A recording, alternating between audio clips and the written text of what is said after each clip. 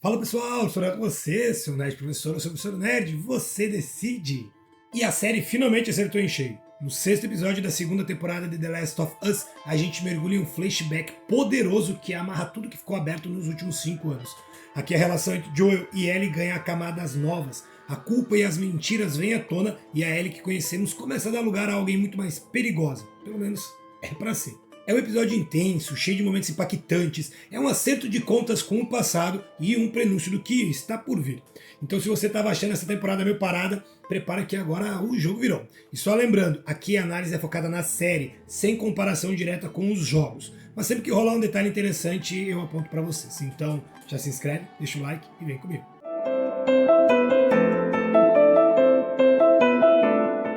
Galera, seguinte, esse vídeo tá cheio de spoilers do sexto episódio da segunda temporada de The Last of Us. Então se você ainda não assistiu, pausa agora, corre lá e depois volta aqui pra gente trocar uma ideia. Agora, se você já viu e quer entender por que esse episódio, na minha opinião, foi um divisor de águas para Joel e Ellie, mais pra Ellie do que pro Joel, fica comigo até o final. O episódio já começa jogando a gente lá pra 1973, quando eu tinha só um aninho. Jovem ainda! E já de cara a série manda um dos flashbacks mais importantes até agora. A gente vê Joel e Tommy adolescentes e quem tá no centro da cena é o pai deles. O pai é um cara durão, é um policial, é aquele cara que a gente espera que vai explodir a qualquer momento e espancar os dois. O Tommy tá morrendo de medo porque ele se meteu numa roubada, né? Foi pego comprando drogas. É aqui que a gente vai ver o Joel tomando aquela decisão de assumir a culpa pelo irmão. Por quê? Porque ele já estava nesse papel de protetor. Esse é o Joel. Ele já era aquele cara que tomava as dores dos outros, principalmente, claro, de quem ele amava, no caso aqui o irmão mais novo, o Tommy. E isso é fundamental para entender o que ele faz com a Ellie no presente. Mas o que realmente me pegou foi a reação do pai. Em vez dele espancar o Joel ou o Tommy ou gritar com ele, ele faz algo que para mim foi inesperado. Ele ofereceu uma cerveja ao adolescente. Claro que era 1973, então, né? A conversa que rola ali é o coração do episódio, gente. O pai senta com o Joel, começa a falar sobre paternidade, responsabilidade e legado. E aí ele vai dizer assim, ó, se um dia você tiver um filho, espero que seja um pai melhor do que eu. E galera, essa fala é um tapa na cara. Porque é exatamente isso que o Joel tenta ser agora. Um pai melhor do que o pai dele foi.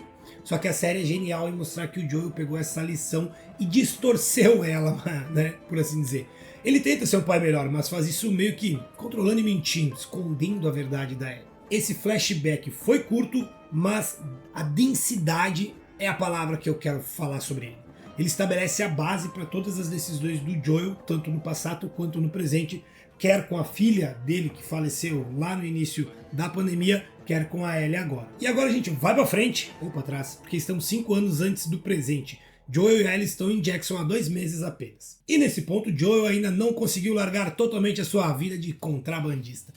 Logo de cara, a série mostra ali uma cena que é simples, mas tem muito significado. O Joel tá negociando ali com o barman. Sim, aquele mesmo cara que no futuro vai insultar a Ellie na festa de Ano Novo. E tá usando esse achado para trocar por um bolo de baunilha. E esse detalhe do bolo é importante. Primeiro porque é algo que ele sabe que a Ellie vai gostar. E segundo porque é uma das poucas coisas que ainda lembram um mundo de antes. É como se o Joel tivesse pegado algo podre do passado, né, as drogas, e tentado transformar num pedacinho de esperança, que é o bom. E a série mostra isso muito bem. O Joe ainda é um contrabandista, ele ainda sabe como conseguir coisas que as outras pessoas não conseguem, e ele fala isso ali pro cara. E 5 anos depois, ele ainda vai usar essa habilidade, como vimos no primeiro episódio da temporada, quando ele leva aquela erva para terapeuta como forma de pagamento. É o Joel usando o mesmo método de sempre, mas tentando mascarar como se fosse um ato inocente. Aí a série muda o foco e leva a gente para um momento muito mais íntimo. O Joel tá ali na oficina, sentado na mesa, trabalhando num violão. Ele tá reconstruindo esse violão. Ele tá reformando, recuperando uma coisa que já existia, mas estava quebrada. E é exatamente isso que ele está tentando fazer com ele mesmo. Uma simbologia que é muito legal. Ele desenha os detalhes, faz baixo relevo, lixa madeira, passa verniz. Cada etapa é mostrada em detalhes. E não é à toa. E nesse processo dá pra ver que o Joel tá colocando algo a mais ali. Não é só um presente, é uma tentativa de se conectar com a Ellie. Ele cria um vínculo que ele não sabe como fazer de outra forma. Inclusive ele desenha a mariposa ali, que é o símbolo da Ellie. E aí vem a cena que amarra tudo isso. O Tommy aparece com a Ellie e a gente vê que ela se queimou de propósito. Ela tá tentando esconder a marca da mordida para poder usar manga curta sem ser questionada. Galera, adolescente. Nesse momento o Joey fica muito preocupado, ele se aproxima, olha pra Ellie. É muito bom ver essa conexão deles que a gente não tinha visto ainda. Então vem o momento do presente. O Joel entrega o bolo pra Ellie, que tá escrito errado, e ela taca a mão, ela nem corta nada, ela come direto. É um momento bem criança mesmo. E a série faz questão de mostrar a Ellie como uma garota de 15 anos que ainda não perdeu totalmente a inocência. E a Bella Ramsey entrega uma ótima menina de 15 anos. Pena que ela não consegue entregar uma mulher de 19 por enquanto. Que pena. E só então Joel entrega o violão. Ele tenta fazer isso de um jeito despretensioso, como se não fosse grande coisa. Mas dá pra ver que ele tá ali, cara, entregando de coração. Esse violão não é só um presente, é uma tentativa de dizer pra Ellie que ele tá tentando ser um pai, tentando se aproximar, tentando mostrar que se importa. E o que vem depois, cara, é muito emocionante. O Joel tocando, a Ellie pede pra ele cantar, ele canta. Aqui a gente vê uma Bella Ramsey que pra mim entregou a melhor versão da Ellie até agora, tá? Ela tem uma expressão, mistura de admiração, um pouco de tristeza e um pouco de incerteza. Nesse momento a gente também entende por que a Ellie se apega tanto ao violão. Não é só um instrumento, é o primeiro gesto verdadeiro de carinho que o Joel fez pra ela aí nesse mundo. E é isso que faz essa cena tão poderosa.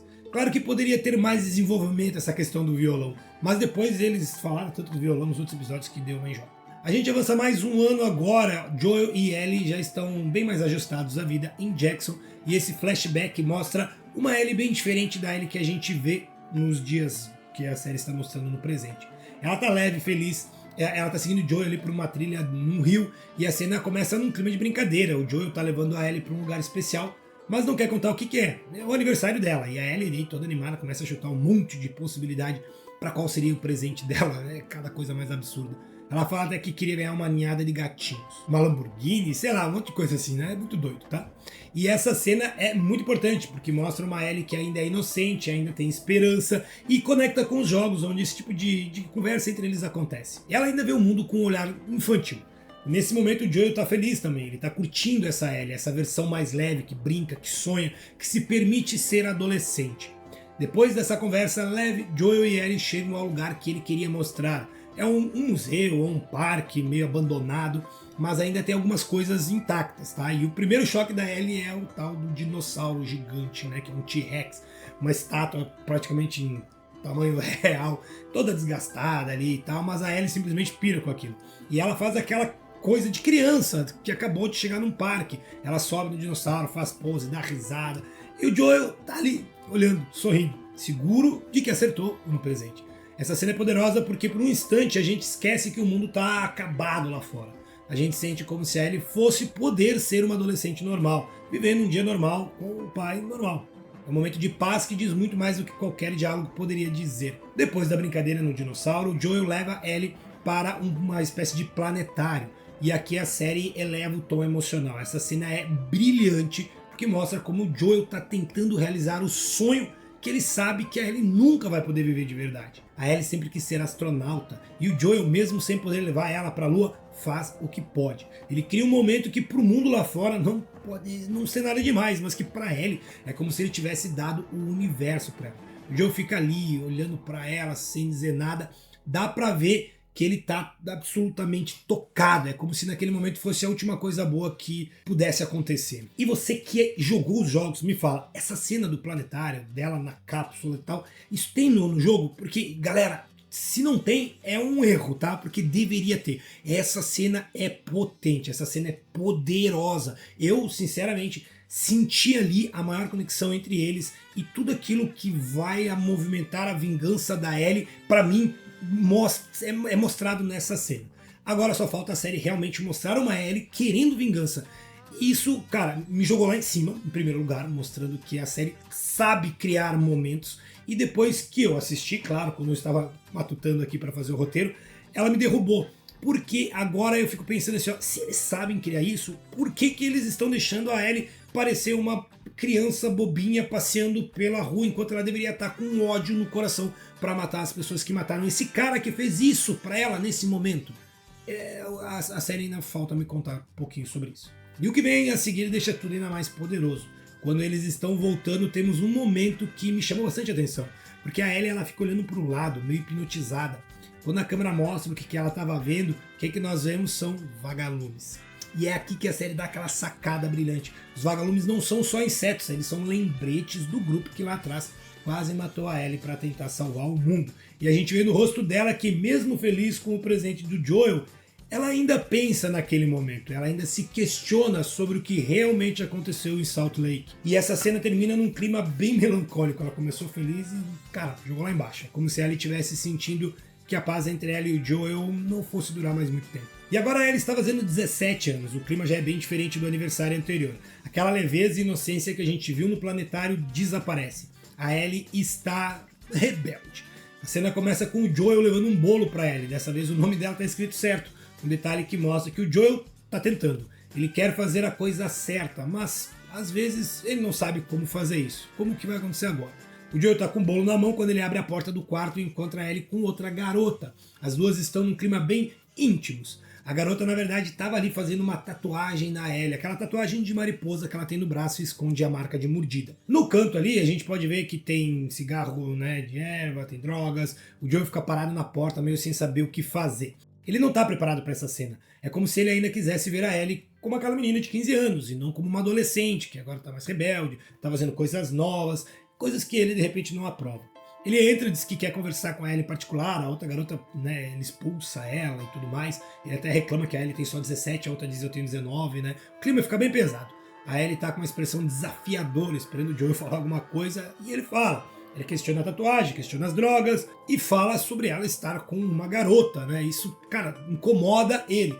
Dá pra sentir aqui um resquício de preconceito. O Joel é um cara que viveu na década de 80, gente. Como se ele não sabe como lidar com a sexualidade da Ellie. Por outro lado, a Ellie não segura a língua. Ela responde o Joel com ironia, diz que a tatuagem é dela, o corpo é dela, que não tem nada a ver com isso, aquelas coisas todas de adolescente. E o Joel tenta impor autoridade, mas dá pra ver que ali já começa a perder o controle. E é aqui que a Ellie decide que não vai mais ficar sob o teto dele, entre aspas, né, porque ela se muda pra garagem.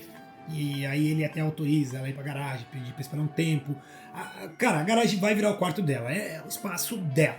E isso vai dizer muito sobre o que a Ellie vai estar sentindo. Ela quer um pouco de distância do Joel.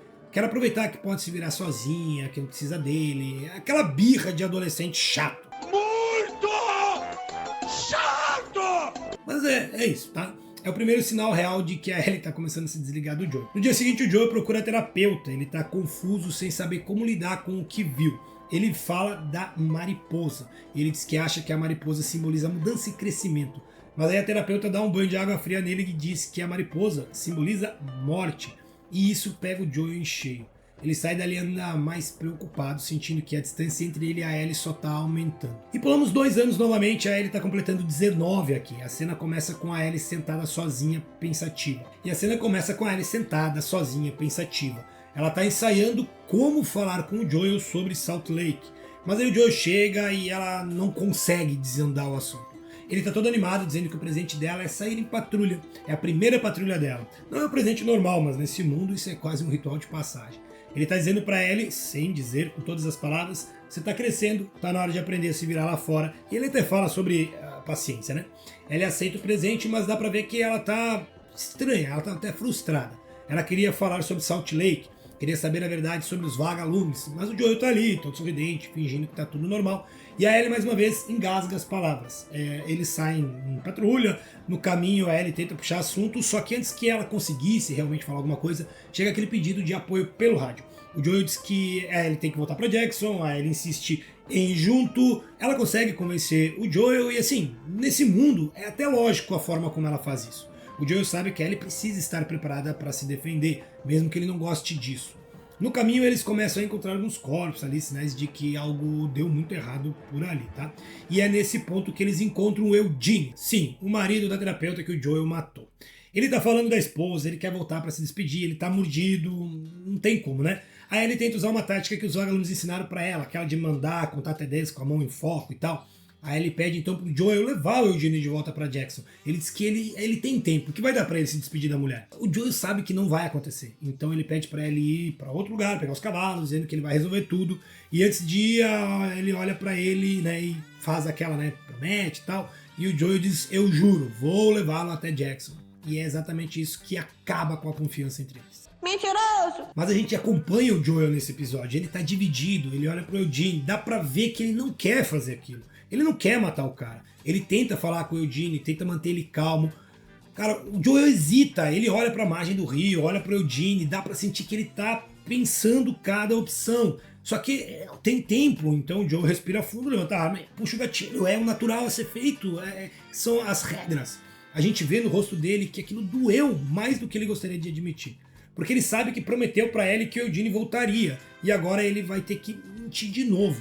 Que muita gente que jogou os jogos vai pegar. Porque parece que nos games o Joel simplesmente teria matado o Eugene sem se importar com nada. Só que na série eles construíram um Joel muito mais humano do que o Joel dos games. Eu acho que isso pode ser ruim para quem está assistindo e que jogou. Mas eu, como não joguei os jogos, eu te digo, eu compro esse Joel muito mais do que esse Joel amarrado que mataria o Eugene sem pensar em nada. Cara, ele tá tentando criar vínculos com a filha e ele tem vínculo com as pessoas, ele conhece o Eugene. Eu acho que ele é muito mais humano do que o Joel dos games, pelo menos é o que eu acho, né? Porque eu não joguei os games, então eu não sei como é que era, eu tô pelo que o pessoal tá falando. Quer dizer, às vezes não. E aí a Ellie aparece, né? Ela olha pra ele tentando entender o que ele fez. O Joel diz que o Eugene não aguentou, que ele morreu antes que pudesse fazer qualquer coisa. A Ellie não diz nada. Ela fica olhando ali meio que sem expressão e eles voltam para Jackson. Nesse momento, nessa caminhada, dá pra ver que a confiança dela quebrou, tá? Ou quase quebrou. Ela não diz, mas a gente sente que ela não tá mais acreditando nele. De volta a Jackson, o Joel carrega o corpo do Eugene, do mesmo jeito que o corpo do Joel é arrastado depois, né, enrolado em panos e tal. A Ellie tá logo atrás dele, mas não diz nada. Eles chegam até a Gale, né, a esposa do Eugene. O Joel se aproxima dela, diz que o Eugene foi um herói, que ele lutou até o fim, que ele não queria botar os outros em perigo, que ele se matou para não causar danos aos outros. A Gale tá chorando e tal, tentando processar tudo. E aí vem a parte que pega a gente de surpresa. Ellie se aproxima de Gale e diz que Joel não tentou. Ela diz diretamente que o Joel matou o Eugene, que dava tempo para ele voltar e que o Joel mentiu. A Ellie tá fazendo isso, cara, não é por maldade, mas porque ela tá revoltada. Ela tá revoltada com o Joel por ter mentido de novo. Ela tá procurando uma forma de descontar essa frustração. E aí a Gale fica arrasada. Ela olha pro Joel como se ele fosse o culpado pela morte do marido. Inclusive ela dá um tapão na cara dele. A Ellie sai fora, deixando o Joel ali sozinho, tentando segurar as pontas. E é o Tommy que consola a Gale nesse momento. E o Joel percebe que, cara, a confiança da Ellie se foi com aquele eu juro que ele disse. E aquilo começa a soar mais como uma maldição do que uma promessa. 9 meses se passaram desde a morte de Eugene e voltamos para a noite do ano novo, mas agora a partir do ponto de vista de Joel. Ele tá com o Tommy e a Maria tentando ali se distrair, mas dá pra ver que ele não tá realmente presente no lugar. Ele tá olhando a Ellie, vendo, acompanhando tudo que ela tá fazendo. Sabe que as coisas entre eles estão muito ruins. Aí a cena que a gente já viu antes, né? O barman falando merda ali sobre a Ellie, o Joel vai lá, vê a cena de longe, se aproxima, a gente revisita o momento que ele derruba o cara, e aí a gente vê, claro, a gente vê isso com outro olhar agora. A Ellie vira pra ele, cheia de raiva, diz que não precisa da ajuda dele. O Joel não responde nada, só fica ali, né? Diz tudo bem, com aquela expressão pesada, como se tivesse levado um soco na cara. Acho que foi até pior. Ele vai se afastando, sai andando, sem olhar pra trás, e nesse momento a gente sente que ele se dá conta de que não tem mais concerto ali. Aí o Joel vai lá pra varanda, né? Ele tá sentado tocando violão. É um momento de silêncio, cheio de tensão, aquele olhar distante, perdido, né? Nesse momento a gente vê a cena que começa no primeiro episódio e a gente não vê ela toda. A Ellie tá passando, olha o Joel na varanda, hesita, vai em direção à garagem. E ali termina o primeiro episódio. Mas agora a gente vê que ela voltou. E ela volta para conversar com o Joel. É como se ela estivesse tomando coragem para ter aquela conversa que ela tanto tá evitando. Ela senta ao lado do Joel, por uns segundos, os dois ficam ali, né? Tem até uma conversa mais leve. Não é hostil essa conversa. Mas aí a Ellie, cara, ela vai direto ao ponto. Ela chama ele de hipócrita, de sacana e tal. Ela começa a falar sobre Salt Lake, né? Sobre ele ser um mentiroso. E aí ela pergunta, né? E aí ela diz, você tem só mais uma chance de me falar a verdade. E essa cena é cinema. Ela pergunta se existiam mesmo outros imunes, como ele disse. E o Pedro Pascal aqui entrega uma atuação incrível. Sem falar nada, ele entrega tudo. A gente consegue ver o rosto dele, a expressão dele. Cara, ele sabe que não tem como escapar dali. E cara, Pedro Pascal, muito bom essa cena dele. Bateu uma salva de palma aqui pro profissional. E aí ele fala que não, ele só balança a cabeça. Não havia outros imunes. E ele também fala que não foram os saqueadores que atacaram os vagalumes. E ele fala que sim, eles podiam ter feito uma cura. Mas para isso, a Ellie teria que morrer. E aí a coisa vai ficando cada vez mais pesada. E é aqui que a mariposa se encaixa. A Ellie diz que esse era o propósito dela. E que ele roubou isso dela. E que ele fez isso não por ela, mas por ele, por egoísmo. O Joel não nega e ele responde que fez sim porque ele ama ela, como uma filha. E que ele faria tudo igual de novo. Essa cena é incrível. Cara, como eu sempre disse, The Last of Us não é uma série de ação, é um drama e dos mais pesados. E isso aqui é esse mesmo. Ellie tá com os olhos cheios de lágrimas, cara, ela tá tentando segurar tudo. O Joel tenta se aproximar, a Ellie se afasta. O Joel então fala pra ela aquela palavra, aquela frase: se um dia você tiver um filho, eu espero que você seja melhor que eu. Cara, essa frase fecha o ciclo. Ele repete exatamente o que o pai dele disse lá no início do episódio. Ele não tá falando apenas como um pai, ele tá falando como um homem que sabe que falhou, que sabe que não consegue mais ser visto como pai pela Ellie. Ele não se vê mais como uma figura paternal, como um protetor. Ele só se vê como alguém que não consegue consertar as coisas. A Ellie fica em silêncio por um tempo e então ela diz que não sabe se vai conseguir perdoar o Joel, mas que está disposta a tentar. E o flashback termina. Fechamos o EP vendo a Ellie saindo do hospital e retornando ao teatro, onde ela deve encontrar, né, reencontrar ali Jesse e Dina. E temos o teaser do próximo episódio, que ele é bem rapidinho, mas já dá para sentir que o tom vai mudar completamente. Agora a ação vai tomar conta. E é o último episódio, só 7. Tem Ellie e Jesse fugindo, o cara falando que a guerra não é deles, que eles precisam retornar a Jackson. Será que a gente vai ver a Ellie finalmente com sede de sangue que os fãs dos games tanto falam? Porém vão ser só 7 episódios. Eu acho que eles fizeram 7 para ter a terceira temporada, né? Com certeza. Esse episódio foi um dos mais pesados em termos de carga emocional. A série conseguiu construir um clima constante de tensão entre Joel e Ellie. E a gente sente que cada cena é um passo a mais pro abismo que separou os dois. O que mais me pegou foi a conversa final. Pedro Pascal tá simplesmente absurdo nessa cena, entregando tudo sem precisar falar nada. O olhar dele já diz que ele sabe que a relação com a Ellie nunca mais vai ser a mesma. E a Bella Ramsey também conseguiu entregar muito bem essa Ellie nesse momento, apesar de no resto do tempo ficou complicado, né? É uma Ellie muito mais complexa, muito mais fria, cheia de ressentimento. O episódio fecha o ciclo da promessa, o eu juro que o Joel disse 5 anos atrás e o eu juro que ele disse sobre Eugene, mostrando como ele usa a mentira como uma forma de tentar proteger a Ellie. Na realidade, ele acabou só afastando ela cada vez mais. E a cena final é ali aquela cereja do bolo, né? O Joel repetindo a frase do pai. Ele sente que perdeu o seu lugar nesse momento. Ellie, quando diz que talvez nunca perdoe, mas que vai tentar, é uma última tentativa deles de se segurar no que restou. Mas e aí, o que você achou? Essa foi a última chance do Joel ou ainda a Ellie conseguiu perdoar ele depois? Você acha que o Joel fez certo em Salt Lake ou ele foi egoísta? Deixa a sua opinião aqui nos comentários e não esquece de se inscrever no canal, ativar o sininho e deixar o like. No próximo episódio a guerra em Seattle vai começar e as coisas vão ficar muito mais intensas. Me segue no Instagram, @nerd.sor e no TikTok, @nerdsor, que lá tem novidade e conteúdo especial só dessas redes aqui do canal. Forte abraço e se cuide.